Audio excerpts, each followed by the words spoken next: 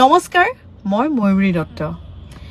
এটি সৰু কথা জনাবলৈ আপোনালোকৰ আগত এই ভিডিঅ'টি প্ৰস্তুত কৰিলো হেয়া হৈছে যোৱাকালিৰ পৰা বহুতে ফোন কৰিছে মেছেজেছ কৰিছে যে সোশ্যাল মিডিয়াত ইতিমধ্যে গম পাইছে যে মোৰ ব্যক্তিগত ফটোগ্ৰাফাৰ কুলদীপ ডেকা সকলোৱে জানে মোৰ মৰমৰ ভাইটি বুলি নলবাৰী লৰা আৰু তেখেতে বিগত 3 মাহ মানৰ পৰা মোৰ WhatsApp Instagram Facebook access কৰি ৰাখিছিলে নিজৰ মোবাইলৰ লগত মোৰ যিখিনি মুলৈ মেছেজ আহে বা যেনেকুৱা ধৰণৰ মুলৈ কলস আহে গোটেখিনি তেওঁ তাতো গৈছিল হেতু ডাঙৰ কথা নহয় মোক কোনে ফোন কৰিছে কোনে মেছেজ কৰিছে হেতু ডাঙৰ কথা নহয় ডাঙৰ কথা হ'ল যে ইমান ডাঙৰ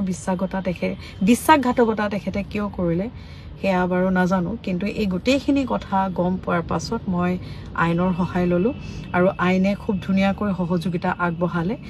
যেহেতু খুব সৰু লৰা কুলদীপ ডেকা নলবাৰী লৰা আৰু সোশ্যাল মিডিয়াৰ জৰিয়তে তেখেতৰ লগত মোৰ পৰিচয় হৈছিল আৰু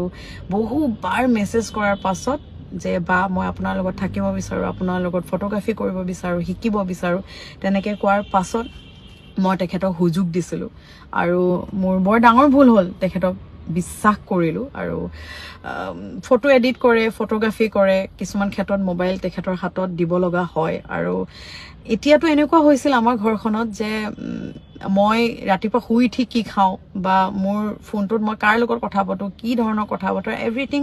তেখেতে জানিছিল সকলোখিনি তেখেতে জানিছিল কুলদীপ নিজৰ ভাইটিত কৈও বেছি মৰম কৰিছিল বৰ ডাঙৰ বিশ্বাসঘাতকতা কৰিলে আমাৰ লগত কিন্তু কিয় কৰিলে তাতকৈ ডাঙৰ কথা কৰাটোৱে আসলতে অপৰাধ খুব দুখ লাগিছে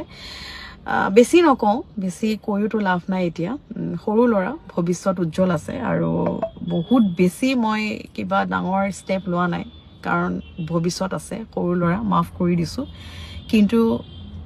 আপোনালোকক এটি কথা জনাও যে কেতিয়াও কাকো মানে সহজতে বিশ্বাস নকৰিব মোৰ যেটো ভুল হ'ল আপোনালোকে কেতিয়াও নকৰিব কাৰণ আজি মোৰ হতে হৈছে কাইলে আপোনালোকৰ লগতো হ'ব কাৰণ যেটো লৰাই ফটোগ্ৰাফি কৰাৰ পাছত প্ৰগ্ৰামত যেতিয়া আমি পেমেন্ট কৰো মিউজিশিয়ানক বা আমাৰ টিম মেম্বাৰক তেতিয়া কেতিয়াবা মৰমতে 300-400 টকা বা 500 টকা বঢ়াই দিয়া হয় আৰু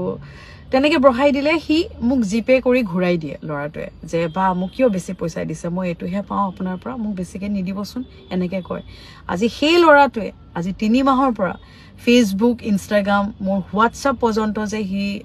এক্সেস কৰি ৰাখিব পাৰিব বুলি ভবাই নাছিল 17 বছৰীয়া লৰা মাইনৰ ই সৰু লৰা কিন্তু ইমান সৰু লৰাটোৱে ইমান ডাঙৰ যে অপৰাধ কৰিব ভবা নাছিল কিন্তু মাফ কৰি দিছো তেখেতক উজ্জ্বল ভৱিষ্যত আছে আশা ৰাখিছো ভৱিষ্যতে এনেকুৱা ধৰণৰ কাম নকৰে শিকক আনক কেতিয়াও অন্যায় নকৰক আৰু নিজে আগবাঢ়ি যাওক আপোনালোকে কেতিয়াও নিজৰ বাহিৰে নিজৰ ঘৰখনৰ বাহিৰে নিজৰ ঘৰৰ মানুহগিটাৰ বাহিৰে আজিৰ দিনত আজিৰ যুগত কাকো সহজে বিশ্বাস নকৰিব আৰু এটা কথা আপোনালোকক জনাও যে কোনোবাই যদি মোক বিচাৰি কুলদীপক ফোন কৰে বা কুলদীপ ডেকাক ফোন কৰে তেতিয়াহলে মই আপোনালোকক জনাও যে আজিৰ পৰা কুলদীপ ডেকা আমাৰ হৈতে নাই আমাৰ টিমত নাই আমাৰ কোনো ধৰণৰ অনুষ্ঠান কোনো ধৰণে জড়িত নহব কুলদীপ ডেকা গতিকে আপোনালোকে মোক বিচাৰি যদি কুলদীপক ফোন কৰে তেতিয়াহলে হেয়া মই জনাও যে কুলদীপক ফোন নকৰিব আৰু তেখেত আগুৱাই যাওক নিজৰ ভৱিষ্যতটো গঢ়ক আৰু ইমান ডাঙৰ অপৰাধ কৰাৰ পাছত মোৰো মানে কোনমান মানুহৰ প্ৰতি বিশ্বাসটো কমি গল আৰু ভাইটি আছিলে ঘৰতে আছিলে মানে এনেকুৱা 1 মাহত 15 দিন আমাৰ ঘৰতে থাকে লৰাটো আৰু